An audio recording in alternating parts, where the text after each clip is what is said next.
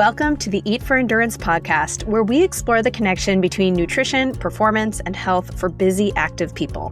I'm Claire Shorenstein, a sports dietitian and endurance athlete, and in every episode, I share evidence-based guidance, inspiring athlete stories, and practical tips on a wide variety of nutrition topics so that you can feel better, crush your endurance goals, and thrive as a human being.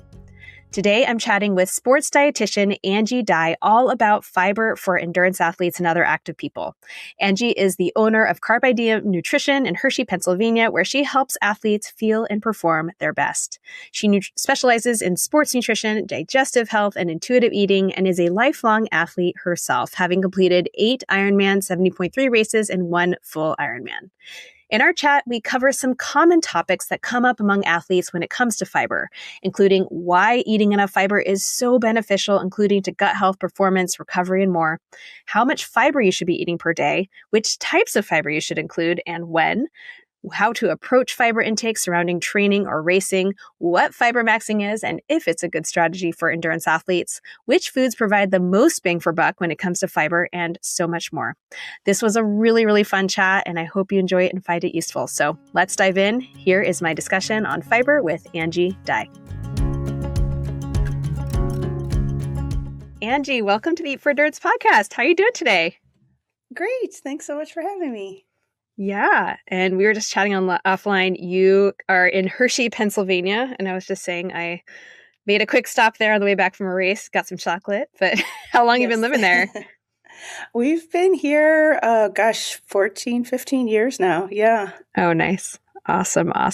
So whenever I have a new dietitian on the show, I always like to take a brief moment. I mean, I'll read your bio and all of that, but I like to hear from you a little bit about your background as a dietitian, what kind of got you into the sports nutrition world, and a little bit about you as an athlete, because I know you're an endurance athlete yourself. So nutrition background, I think we share kind of a commonality of clinical nutrition. I started out as a clinical dietitian at the University of Chicago hospitals in Chicago, and was really drawn to everything about medical nutrition therapy and being in the hospital, and really, really loved that.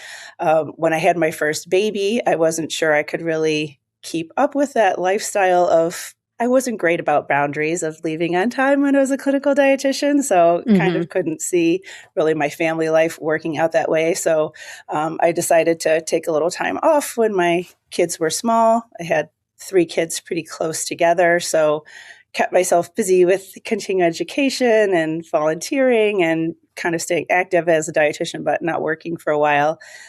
Set a little goal when my youngest went to kindergarten, I would start a private practice, which that went by super fast. Next thing I knew, Maggie was going to kindergarten, and I was ill-prepared on how to start a business. All of our training didn't really prepare us for anything in that regard at all. But thank goodness for the Academy of Nutrition and Dietetics that year. It seemed that FNC was really focused on helping people start private practices. That was a little bit of the theme of that year that I went. I learned about branding and how to accept insurance. And Evelyn Tremblay was speaking at that conference about intuitive eating. So I kind of went to that meeting and left with what I felt like were kind of good tools to start my private practice. I became an intuitive eating certified counselor then, and sort of that ekes out into all the parts of my practice, which I started in 2011. At the time, I didn't have a whole lot of sports experience, although I was really passionate about sports and had been an athlete for a long time. I hadn't, my background was in clinical. So I took a lot of time getting my hands on anything I could do to get more sports experience, and then became board certified in sports dietetics about 9 years ago. And I think once I had that certification, I felt a little more confident growing my sports nutrition practice. But it's a little bit of a conundrum because there's a lot of people on the internet who market themselves as experts in sports nutrition without any certifications. That is correct. But that, definitely kind of put those two pieces together to, my practice still focuses a lot on digestive health. That's where a lot of my clinical experience was, and that intuitive eating kind of bleeding into everything. And then sports nutrition. So sometimes all three come together in one client, but most of the time I'm working on one or the other of those things with my clients. Yeah. And tell me a little bit about yourself as an athlete, because I understand you are a triathlete mostly, or I guess you like to run as well. But yeah, why don't you tell us a little bit about that as well? Yeah, sure. Always loved sports. Growing up, I did anything I could get my hands on. Played tackle football in the neighborhood with the boys, and basketball. I'm from Indiana. That was really kind of the big sport that everybody wanted to play. But I was actually a diver in high school and ran track to kind of stay in shape for diving and just for fun. But then kind of got introduced to the world of triathlon after graduate school when I was a dietitian. My now husband, who was my boyfriend then, the two of us got kind of talked into doing a triathlon by some friends who had done a lot. We were living in Chicago, and there was a big triathlon there called the Mrs. T's Chicago Triathlon, who makes the pierogies. So when you cross the finish line, they gave you a little hot bowl of pierogies. Nice. Love that. I don't know if it was the pierogies that had me hooked or kind of the whole day, but that's just been something that we kind of continued to do together when we were dating. And then as a married couple, it's something that we enjoy training for together. So started out doing a lot of shorter distances, and we ended up doing an Ironman together a few years ago and kind of continue to do that for fun. Right now, I'm doing a little bit shorter stuff. Maybe I'll do an Ironman again someday when I'm partially retired or something. It's a bit of a full-time it's a lot job. Yeah. Totally. So, yeah.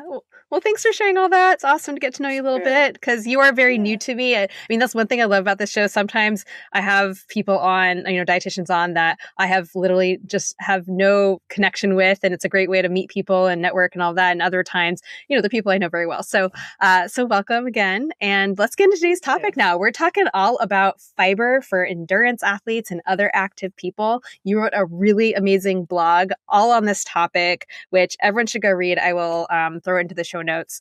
But I wanted to cover this because, fiber is nothing new, right? Fiber is something we've been promoting and talking about, especially as dietitians, for like a million years, but it is having a moment lately, much like protein, right? And so I think and we're just talking offline about this whole trend of fibermaxxing. So we're going to definitely get into what that is and maybe why you shouldn't be doing it. But first, I just wanted to start with the basics, because, I think most people know what fiber is, or maybe they don't know what it is, but they know where it is, kind of. But just so we're all on the same page, let's talk about what is fiber and why is it so important? And we'll kind of go through a few different areas, but I'll let you kind of kick things off wherever you want to start. Sure. So fiber is found in most of our, carbohydrate foods have some elements of fiber. Two different kinds of fiber we think about are soluble fiber and insoluble fiber. Both play important roles. Insoluble fiber maybe more so with cholesterol lowering and blood sugar management, where insoluble fiber kind of does more of a job of creating soft stools that are easy to pass. But most of our foods have some combination of soluble and insoluble fiber. We don't really see it too much in isolation unless we're taking it as a supplement. Mm-hmm. Yeah. And when you say carbohydrate foods, people may not necessarily think about fruits and vegetables. So I just want to kind of clarify for people that when we say carbohydrates, we are also referring to all the vegetables, even though certain vegetables, like non-starchy vegetables, do not give that much carbohydrate. Technically, they are giving some carbohydrate. So yes, all those plant foods, it's found in there. And maybe you can go through kind of why, we think gut health, right, with fiber. So maybe we can start there, but maybe you can also mention some other reasons why it's important that we consume it in the diet. Sure.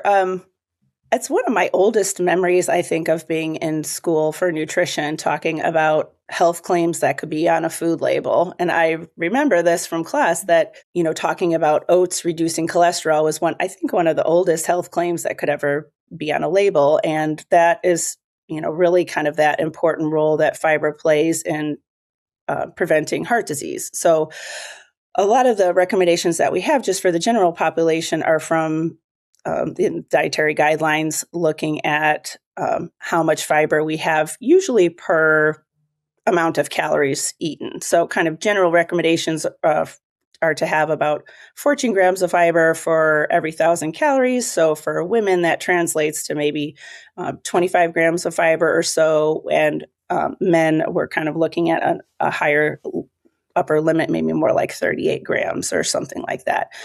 Most Americans only get maybe 10 to 15 grams of fiber. So Yeah. we're usually missing the mark by a lot there. And really the kind of that health claim comes from just that important role that fiber plays in keeping cholesterol low and preventing heart disease as the main health claim, an old health claim. Yeah. And then in terms of like supporting gut health, do you want to kind of mention a few things there about why fiber is so important? Sure. I like to think about fiber as sort of fertilizer for our good bacteria and that live in our body. You know, we kind of have this whole other microcosm that lives in our colon. Those cells kind of outnumber our body cells 10 to 1 or more than that. So those good bacteria, they really ferment those fibers and create things that help with barrier function in the digestive tract, immune health, how we absorb nutrients, and overall metabolism. It's all kind of related to that microbiome.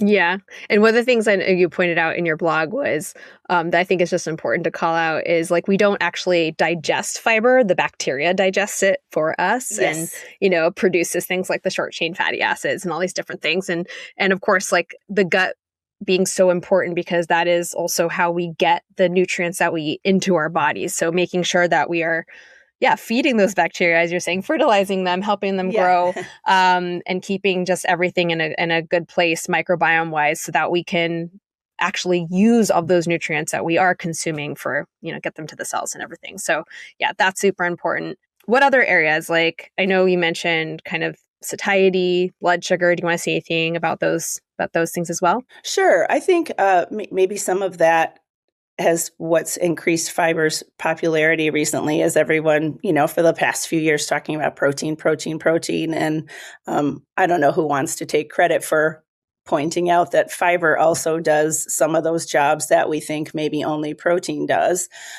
Fiber is really important with satiety. And I think when we're talking about endurance athletes in particular, I know myself, when I train, we can have really, really big appetites. And if we are eating foods that are devoid of that fiber, it's sometimes really, really hard to feel fullness. So if, body composition or weight management is something you're thinking about as an athlete, really knowing how much fiber you're getting can be helpful to really help with some of that satiety. So both types of fiber help with satiety in different ways, but that I think is a good thing of this trend that's coming out, or we're having more awareness of, how much fiber are we getting? Are we getting enough to promote satiety?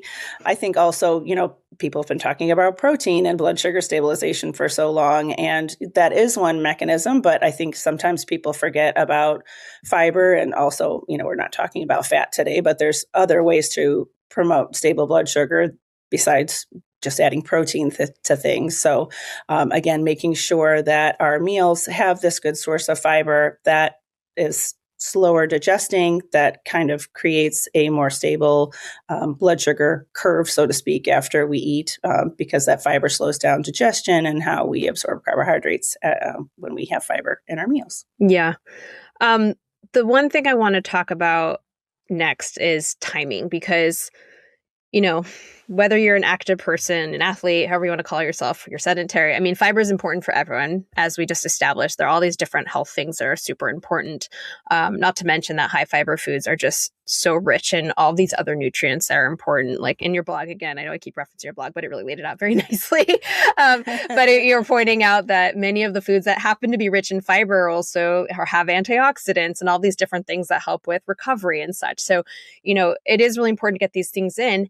And as athletes, we're often told, hey, be really careful about fiber because you might, have GI distress, right? So we're kind of being told some conflicting things, and it all really comes down to timing. So we're not saying don't eat fiber ever. We're saying, hey, fiber is still really important. You just have to be a little bit mindful about when you have it, how much. And so maybe you can speak to that a little bit to make that clear for people. Yeah, I love that. I think athletes have gotten that message loud and clear that lower fiber carbohydrates are very appropriate and absolutely the right thing to have. A lot of times if we're eating close to competition or certainly within a training session, that's not the time that we want to experiment with oats or beans. So, that's why we don't see probably sports nutrition products that are made with beans to fuel our workouts. But because of that, I think sometimes even like talking about someone who's doing an Ironman training session, training block or training for an ultra, you have all these really big sessions one after another. And if you're always eating low fiber to kind of support those workouts, that's sometimes when you're going to be missing out on getting those good fibers for cardiovascular disease prevention and gut health and all those things. So I think if you're someone who, a lot of us, work, and so we get up and we eat and go right to the workout. So that's always going to be a time where it is usually best to keep the fiber pretty low. But there's nothing to say that if you don't have another session that you're training for that day, that you couldn't come home and have, that's a really nice opportunity to include those fibers as part of your, recovery meal, snacks throughout the day. Maybe the lunch is a little higher fiber, maybe dinner is a little higher fiber. So thinking about strategically putting in that fiber when it's not going to have a slowing effect on gut emptying and impair performance. Yeah, absolutely. And what I also tell people to, playing around with, maybe like something cooked, like a fibrous food that's cooked versus raw, like maybe you tolerate that differently. We can play around with amounts. You can also consider, okay, did you just do like a hard or a long workout? We might want to have, again, lower fiber, kind of those more fast acting carbohydrates that are more quickly absorbed to replenish glycogen stores, especially if you do have another session, like you're doing back-to-back long runs or whatever the case may be. So there are times where we do have to be mindful, or if it's the night before a long session, maybe that's not where we're placing a ton of fiber. So it is like threading the needle a little bit. And so I definitely have athletes who are a little bit confused by this because they know it's important to get fiber in, but they're also like almost terrified of having GI issues. And then especially when you get athletes who are already experiencing GI issues, it becomes even more of a conundrum because they're afraid. But, what sometimes happens too is like the GI issues might be because you're not having enough fiber or if you're underfueling. So it does become really tricky to kind of tease out like, okay, like how can we keep you healthy? Like what is causing these issues if you are experiencing kind of GI distress of any kind? And it does take some experimentation. But generally speaking, as you were pointing out, we're generally going for somewhere between, I usually say like 30 to 40 grams per day of fiber. And then, playing around with what foods are better tolerated, where, and considering like the context of training and competition for sure. Summer training is no joke. If you're not staying on top of fueling and hydration as the temperatures climb, you're going to feel it fast. That's one of the reasons I've relied on Tailwind Nutrition for years and why I'm so excited they're sponsoring the podcast. What I've always appreciated about Tailwind, both as an athlete and dietitian, is how simple they make sports nutrition. No GI drama mid-workout or race, great taste, and easy to use no matter what you're doing. This time of year, I'm reaching for rapid hydration during my shorter training sessions, but it also goes way beyond exercise. Things like travel days, hot afternoons at the beach, yard work, anytime I feel like the heat is catching up with me. It gives you electrolytes with just a small amount of carbs, and it's light and refreshing enough that you actually want to drink it. For summer, it's a no-brainer. For longer efforts in the heat, their endurance fuel is my go-to. It combines carbs, fluids, and electrolytes all in one bottle, which is exactly what you need when sweat rates are higher and you're losing more than just water. My personal favorite is the naked flavor, but they just released a limited edition blueberry lemonade that's perfect for summer, and it's delicious. And don't skip your recovery, especially during the summer months when you're already more depleted after a hard workout or long effort. The recovery mix has 20 grams of protein plus carbs and electrolytes, sweetened with real sugar to help replenish glycogen fast. I mix it with water right at the trailhead or wherever I happen to be, and it's one less thing to think about when my brain is already super fried from the heat. If you want to dial in your hydration and feeling this summer, head to tailwindnutrition.com/eat4endurance or use code EAT4Endurance20 for 20% off your first purchase. All right, let's get back to the episode. Like another aspect of this I want to chat through because I've had I myself am not plant-based, I'm not vegan or vegetarian, and I wouldn't call this like a specialty of mine, but I do work with quite a few vegan and vegetarian endurance athletes. And so this is one thing that, we run into, not just with these people, but generally when you are trying to meet really high energy needs. So this becomes even more of a challenge when you are not eating animal products. But when you have these high energy needs, sometimes like fiber can really get in the way of doing that. So that's something I've definitely mentioned on the podcast before. And I don't know if you have kind of other things you want to say about that. But, again, we're kind of thinking about like timing from a gut tolerance perspective, but we also have to think about it from hey, like I don't want to get overly full. So yeah, it's great that fiber is satiating, but we don't want it to be so satiating that you're not meeting your carb requirements or your energy demands, right? And then with vegan or vegetarian athletes, it's kind of really easy to overdo the fiber just by nature of how they eat. So I'm curious kind of how you handle those things with your clients. Yeah, I think after all these years of being a dietitian, that's one thing I know is everyone is unique on how they tolerate this. Kind of when we're talking about carbohydrate requirements, we have pretty specific sports nutrition guidelines for what that is. I think for fiber over the years, people I've worked with, I have people who feel like they're in the bathroom and have GI distress with a pretty minimal amount of fiber. And then I have a lot of my plant-based athletes who are eating way more fiber than I would think would be comfortably tolerated. But if they are doing okay with that, really trying to support that and trying to work with them, particularly around like big events. I think for a while there, that whole plant-based Ironman athlete was something I was kind of seeing over and over in my practice. And when you're thinking about sort of deloading fiber leading up to a big event like that, that's all their favorite staple foods are all high fiber foods. So it's really sometimes experimenting with this around maybe big training blocks or bricks or things like that, where you can experiment with pulling back on the fiber a little, maybe choosing lower fiber. Maybe they're usually eating 50 grams of fiber, but 30 grams of fiber is going to be a little lower fiber, a little easier on the gut for them. So it's really not very black and white. Even when I was writing the blog and trying to find literature to support this, there's not a lot of this is exactly how you do it. So I think that's one part that I really like working with people. How are you feeling? What are you eating leading up to this? How is your hydration? Are you, kind of to your point, are you able to eat enough when you're eating this high of fiber? And what if we made some of these swaps, but didn't take your fiber down too low, helping decrease the gut burden, but, not changing their overall intake too much, but adjusting it so that they can meet their needs well.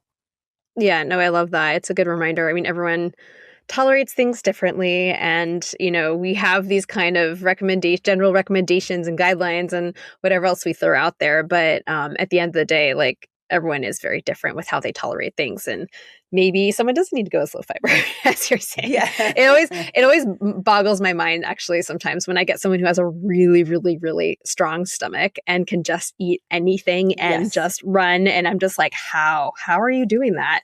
But I'm like, wow, okay, good for you. So with all, that's a really good just call out of like, with all the stuff we're talking about, it all has to come back to you and how you feel with this stuff. But I think that's a good segue into the whole fibermaxxing trend. I've heard the term before, but I hadn't really, I'm not on TikTok, so I know it's like a whole TikTok thing or something. I didn't really know what it was. I just assumed it was lots of fiber, but maybe you can explain what it is and if this is something that athletes should be doing. Yes. Since I am not on TikTok either, I have heard about fibermaxxing, when it trickles down into like my Instagram reels or something. Sure. But I think it was sort of maybe born a little bit out of increased GLP-1 use. I'm not sure. But that sort of seemed like when I was hearing more about fibermaxxing, people starting on GLP-1s, getting a lot of the common side effects of maybe not having regular bowel movements, when like someone, we've talked about how long we've thought about fiber and tried to get people to eat fiber, but it was like, oh, hey, there's this thing called fiber. Let's eat as much of it as we can so that we can, have these great bowel movements. So it's very American, like let's do as much as we possibly can. I think with the intent of some of the benefits that we talked about, promoting satiety and promoting good gut health, but sometimes I think they're looking to get this 50 grams of fiber or more. And, I remember kind of learning that back when I was in school too, that all of that fiber can sometimes decrease the bioavailability of some, vitamins and minerals and things like that. So again, if we're going from the US baseline of 10 to 15 grams per day and going right into fibermaxxing, which is maybe 50 grams a day, a lot of people are going to have very unsavory side effects from this, including, indigestion, gas, bloating, generally not feeling well. This is not what we constipation want as athletes. Yes, all of those things. Kind of like, if we're making athlete analogy, just like jumping right into a marathon or something if you've not run at all before. So I think there is interesting work that can be done with gut training. I think that's something that we're talking more about. If you are eating a low fiber diet, it's maybe best to gradually increase that. And there probably isn't too much benefit over 30 grams of fiber a day for most of our athletes because of all the other things that we're really trying to get into their diets too.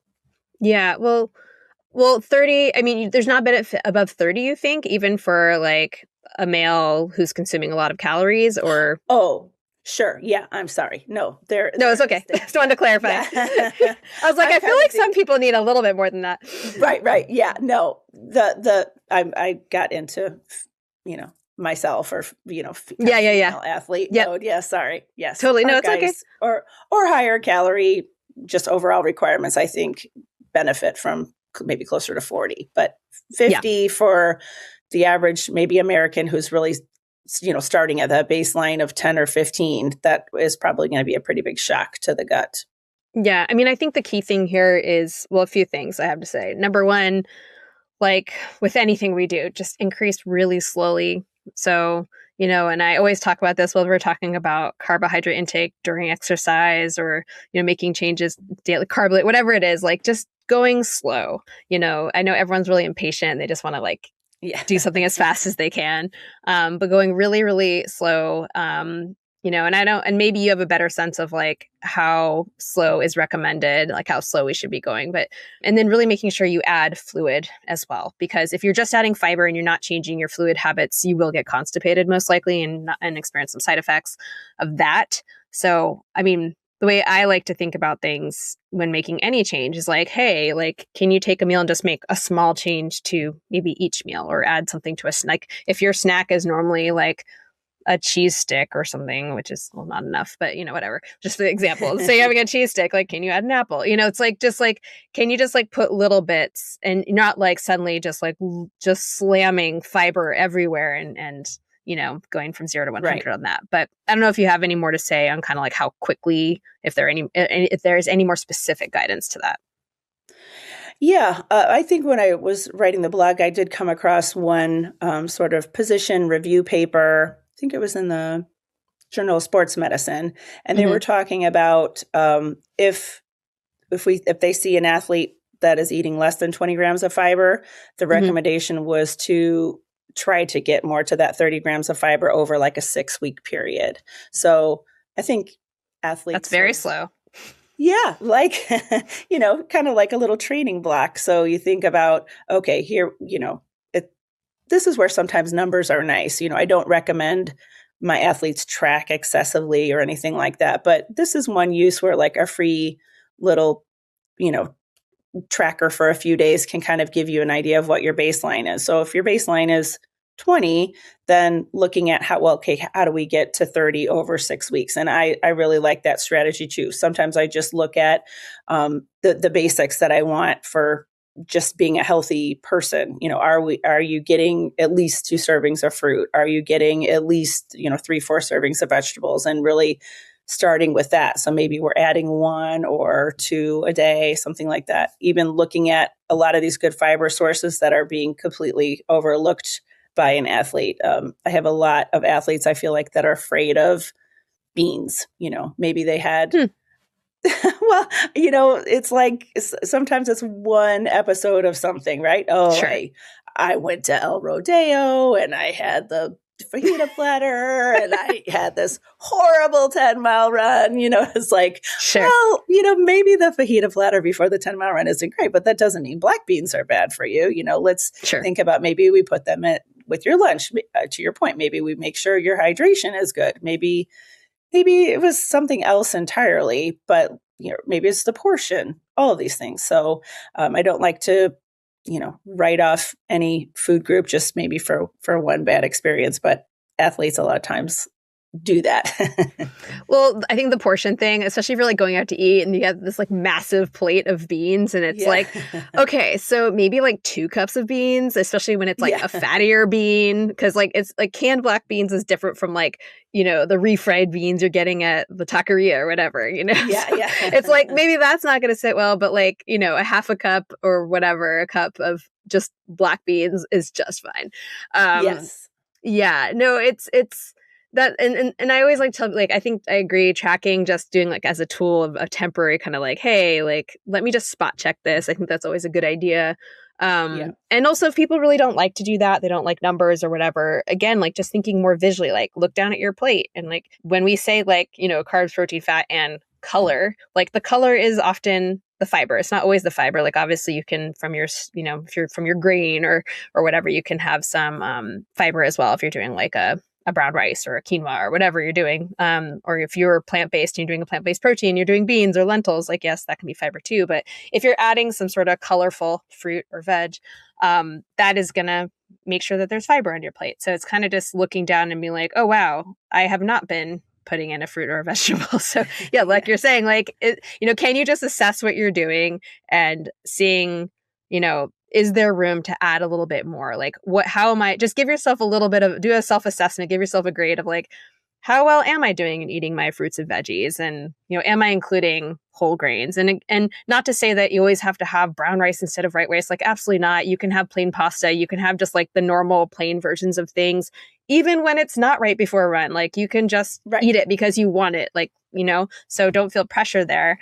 But it can be a source of fiber if you're having, the rolled oats and the kind of higher fiber grains, if you're having beans and legumes, nuts and seeds, kind of all that stuff.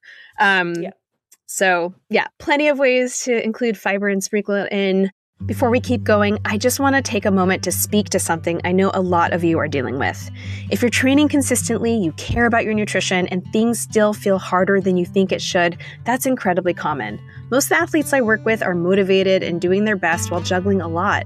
What they usually need isn't more rules or more pressure, but support that actually fits real life. That's why I created Eat for Endurance. On my website, you'll find free nutrition downloads, low-cost guides and masterclasses, and my monthly membership, Fuel for Life Crew. For just $39 a month, you can ask me your nutrition questions, join live monthly calls, and connect with other busy, active people just like you navigating similar challenges. And if you're looking for more individualized support, I also offer one-to-one nutrition coaching with limited spots available. You can explore everything over at eatforendurance.com. All right, let's get back to the episode. Which kind of brings me to, where you get your fiber from, because, I just listed a bunch of whole foods, the fruits and the veggies and all the things I just mentioned. Mm-hmm. There are so many products now on the market, much like protein is being thrown into everything, fiber is being thrown into everything. So lots of, whether it's drinks or foods or whatever, with added fiber. So I want to spend a little bit of time differentiating between these types of foods. And not that we're vilifying all added fibers, but again, I think it's really easy for people to get carried away and to kind of lose sight of where you're going to get most bang for buck, when it comes to fiber-rich foods, because again, fiber-rich foods are rich in lots of nutrients, not just the fiber. So I didn't know what your opinion on all of this is, and kind of, I don't know, I'm thinking about what is it, poppy, or maybe that's the probiotic. But I feel like there's a soda that has fiber in it. Sure. I mean, there's ice cream with fiber. I mean, there's all kinds of crazy stuff with fiber. So yeah. I'd love to chat about that for a little bit. Yeah, this is probably where my, 27 years working as a GI dietitian is going to come into play. I don't feel like those foods are usually very well tolerated by most people. And if you have any kind of predisposition towards a little bit of bowel sensitivity or IBS, or certainly anything inflammatory, those foods just tend to be pretty hard to digest for people to feel well with. And you, to your point, you aren't getting all those other good things that you do if you are choosing blueberries and quinoa, and those have all these other benefits for athletes. Not to say that they can't be used at all, but a lot of times that's sort of the American knee jerk is, oh, my diet's low in fiber, let me add this granola bar with 10 grams of fiber, or let me add these, sugar-free gummy snacks with 15 grams of fiber, where most of these times these things might also have sugar alcohols or be highly fermentable types of fibers that, not only don't carry the other good benefits of some of these whole food sources of fibers, they just tend to be kind of gassy, bloaty, difficult to digest, and maybe not the path that we want to steer our clients towards when we're talking about increasing more fiber. Not to say that, I'm not saying processed foods are bad or we should limit them, but when we're thinking about fiber, there's such a plethora of good sports whole foods that support the athlete in a better way than a lot of these, kind of added fiber in processed foods. What help as much. Yeah. What should people be looking for? What are the fibers called? Which ones do you want to kind of mention that might be found in bars, or that you are talking about when you say they're less well tolerated? Yeah. Do any come to mind? Yeah. I've had people go to the emergency room for eating a whole box of Fiber One. Oh, that's rough. Granola bars, right? So those are chicory root or inulin, which when we have inulin in some of our vegetables and things like that, asparagus, for example, is a good source of inulin. There's maybe 3 grams in a serving of nice big serving of asparagus on your plate, but one little Fiber One bar has 10 grams of inulin, which again, there's going to be people who are listening and I do fine when I eat those, but that's kind of a little bit more of our iron gut kind of client, where the average person, I think, usually has a little bit of a difficult time, not having gas and bloating and indigestion from that concentrated added fiber, like a inulin or chicory root, something like that, in some of those foods that say fiber really big on them, that's a big one that's added. And then sugar alcohols, can be in a lot of these sort of gummy snacks or fiber supplements that are candy based tend to have sugar alcohols that are gut bacteria ferment and produce a lot of gas. And again, not very comfortable. Yeah, I remember I was reviewing a client's food journal one day, and I usually have clients do just 3 days when we start working together, and and one of the days had 80 grams of fiber or some crazy number, and I was like, what on earth is going on? And I saw that I think he ate 4 wraps that day, just the actual tortilla wraps, but they happened to be these each tortilla had 17 grams of fiber, I think, if I remember correctly. It was next level. I was like, oh my God, how are you not really struggling right now? So just, I mean, I wanted to mention this for a couple of reasons. Number one, because people, when they feel like they should be taking something, often want to take a shortcut. And I get it. Everyone's maxed out and they're like, okay, I need more fiber. Cool. Let's get this extra fiber, whatever, Yeah. So there's that. And then people don't always, pay attention to, sometimes it's that more is better mentality.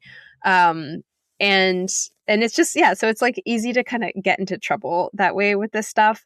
And so, I just want to make sure people are thinking about these things, because sometimes people buy these products and don't even notice that they have fiber, that much fiber. I think my husband just bought some random protein bars, and I was looking, I was like, what are these? I think they're True bars. I don't know what they are, but I was looking at it, I was like, oh my God, this has a lot of fiber in it. I was like, yeah, and sure enough, So, this kind of fiber is kind of thrown into lots of stuff, and you may not always be aware of it if you are getting packaged foods, which again is totally fine.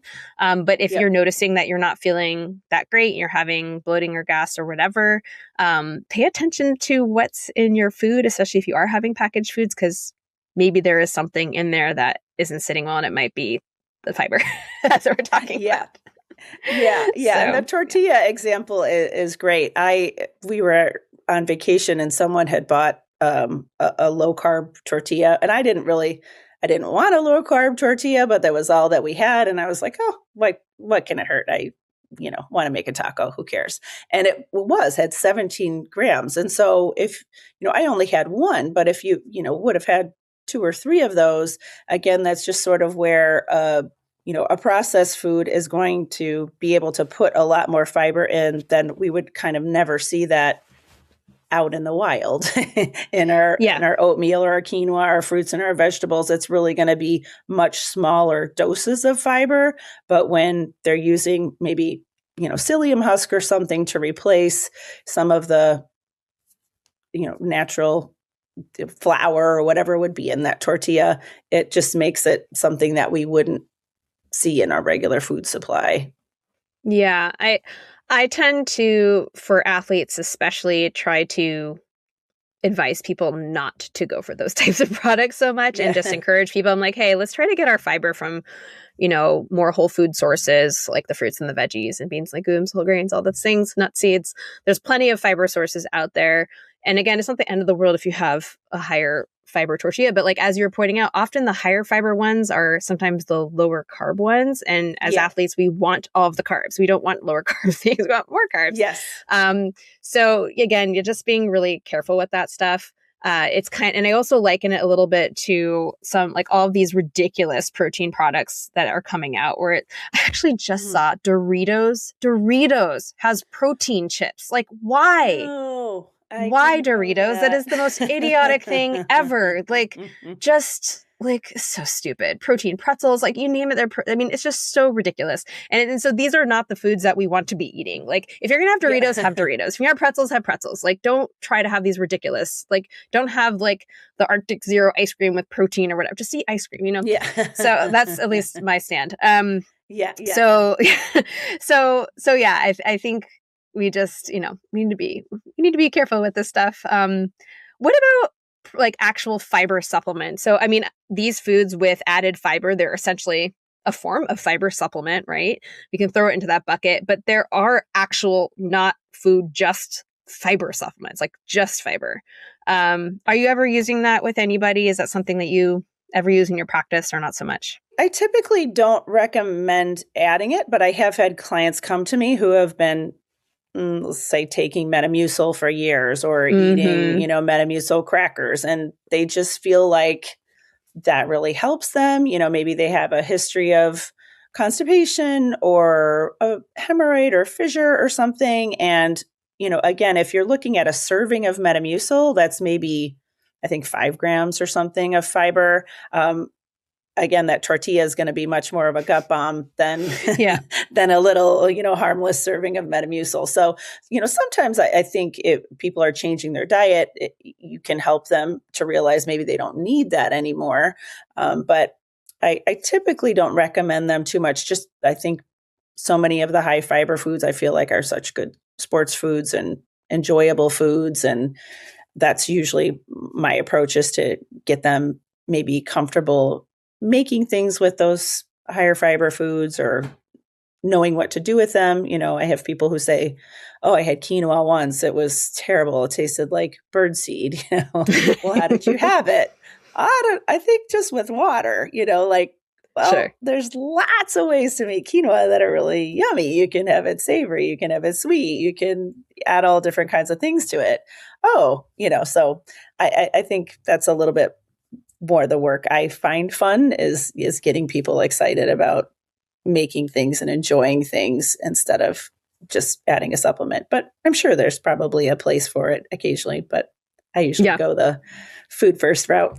Yeah. Well, speaking of food first, I wanted to kind of end this discussion with going through what are some really great bang for buck fiber rich foods? What are some of your favorite high fiber rich foods that people might want to include in the diet that you love to recommend to your clients? I love oats. I think if I had to, pick one food for, I don't know, maybe not one. There's lots more, but oats are I think so versatile and can do so many things with, when it's cold, hot oats.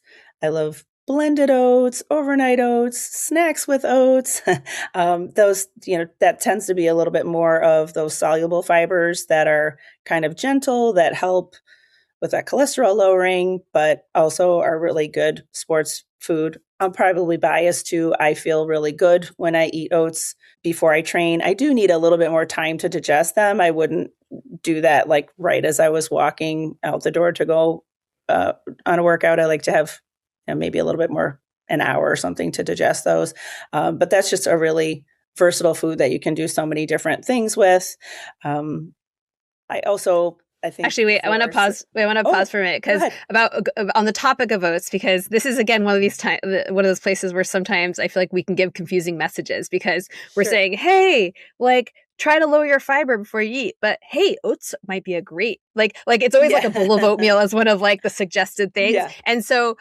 We are saying, okay, this happens to be a little bit higher in fiber, but you pointed out this is mostly a soluble fiber, not insoluble, which is why even though you might need a little bit more time to digest, it might be better tolerated than say something like having a bunch of celery or something, or bran or something bran based, So just wanted to make that really clear that might be confusing because often training we're saying something a little bit lower fiber, but there are certain things like oats, for instance. That's kind of, I would say, the main example. Sometimes people are including some chia seeds, although we have to be careful with too much. But yeah, so just in case anyone was confused about that, just wanted to clarify. Yeah, I think that for me personally, the intensity of the workout matters too. If I'm going to do 400 repeats or something, I'm definitely opting for toast over oats. If it's, Saturday, long run, I have lots of time and I can eat a nice bowl of oats with some nice toppings on it, digest, and, maybe I'm not getting out to run for another hour and a half after that. That's where I really like oats. And they can, if it's something that doesn't feel good, it can also be a part of a recovery meal or snacks or other meals throughout the day if right before training doesn't feel great. Totally. And you can do oat-based pancakes. You can do oat muffins. You can put oats, as you said, all kinds of places. Yeah. Yeah. I also love legumes, all different, kinds of legumes for athletes. And I feel like that's one, sometimes, maybe people didn't grow up eating anything like that. Chickpeas, black beans, lentils. I get sort of the glazed over look, like I don't know what to do with any of those things. Mm-hmm. So that's, kind of a fun one if those aren't part of an athlete's diet, to try to include those, just because the fiber content is really good for a small volume, maybe 8 or 9 grams and like a half a cup of cooked of those things. So, and it's so easy also, too with canned yes. beans. I mean, you can keep those in your pantry. You can scramble some eggs and throw some black beans in there. I mean, there's just so many easy ways to get those in. Yeah. I also really love bread, and whole grain bread. I think we're still probably living in a little bit of a carbophobic world and in some ways, and, kind of reminding athletes that including, a few slices of whole grain bread, whether it's, if it's something that you tolerate okay before a workout or after a workout with your eggs. Or I wrote a blog on sandwiches a year ago because I feel like so many people are afraid of bread, and it's a really, really good athlete food. And, some breads have 3 to 5 grams per slice. So when you're talking about trying to get to 30 grams, a sandwich at lunch can really help you with a third of your requirement if you enjoy that. Those are some of my favorites: quinoa, brown rice, all the fruits and veggies. Yes. Love all of those. Dried fruits are really great because you can Yes. like nuts and seeds and dried fruits, because again, it's a pantry staple you can keep around. You can have it on the go. Berries are great, but they're not always in season. They can be expensive. They can get smushed. So it's, but this is where also frozen fruit is awesome. So if you're having like that bowl of oats and you want to put some frozen blueberries in, I mean, maybe not before the run, but yeah, there's so many ways to get great fiber in. Yeah. And that's good to point out too, is like nothing happens to the fiber when you freeze it or when you dry it. If anything, like with dried fruit, it's a little bit more concentrated. So there's nothing wrong. It doesn't have to be fresh to get the benefits of the fiber. It's still there. And what about blending? Do you want to say anything about blending fibers like fruits and veggies? Sure. Yeah. I mean, I think that's a great way if you're kind of working on gut tolerance or increasing your fiber. That's probably a little bit of a gentle way to include it. Again, it doesn't really go anywhere. If you put it in a smoothie, it's still in there, but it's in a form that's maybe a little bit more easy to digest and absorb, because the blender or whatever you're using is helping it to mechanically break it down a little bit. But I feel like that's a really nice kind of starter way to introduce more fibers by blending. I feel like my blender never blends the seeds though. So if I'm putting like a bunch of blackberries or something, it's like, it's so many, it's just like so many seeds. I'm like choking on the seeds. Yeah. But yeah, like I tend to do like ground flaxseed because it's just a little bit gentler, and then you don't have to, because you don't always like chew through it. So some things you don't digest, right? So you have to kind of break that up. But yeah, any other fibers that you want to point out? Any favorite fiber foods, or does that kind of cover it? I think we talked a lot about a lot of my favorite fiber foods. You mentioned blending. I think hummus is a nice one if you're not big on legumes but want to get some of those kind of fibers that are in legumes.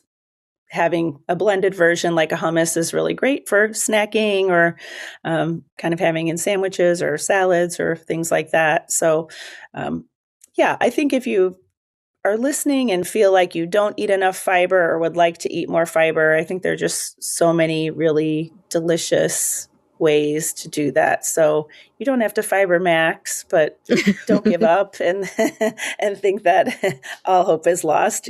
Keep looking for fibers that feel good and that you enjoy. Awesome.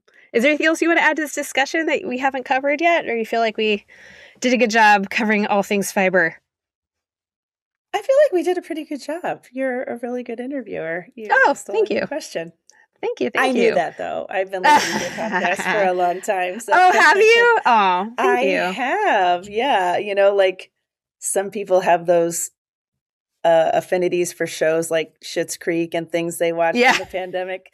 That's how I feel about your podcast. I listened to it so many times in the pandemic. I was driving really far to take my daughters to a swim at a pool really far away, and I would always listen to your podcast. So, that's so sweet. Thank you. Very well, but now I know you though really well. Yeah. Well, now I know you, and now we're connected, and this is great. Now we'll be connected forever. That sounded creepy. Didn't mean to. Where can everyone find you if they want to reach out, work with you, give you a follow, all that good stuff? Yep. I am on Instagram. I don't post a lot on Instagram, but same. I'm on, Carpe Diem, RDN is my handle on Instagram. My website is carpediemnutrition.com. And I love growing my newsletter. So if anybody wants to hop on there, this particular blog that you've mentioned has a little downloadable recipe file if people want to, eat some higher fiber athlete foods. A little freebie. We love freebies. Yeah. Awesome, Angie. Well, thank you so much for your time today. Thanks for sharing your knowledge on fiber, and have a good one. Thanks. You too. All right, that's our show for today. If you are enjoying the podcast, I'd love it if you could share it with a friend or on social media, and if you could leave a 5-star rating and review. And of course, hit follow or subscribe so you don't miss the next episode. If you'd like to support my free content, you can check out my affiliate codes on the shop page at meetforendurance.com or visit my Patreon page. Both are linked in the show notes. And finally, I always love hearing from you, whether it's feedback, topic requests, or just to say hi. Thanks so much for listening. I'll see you all next time.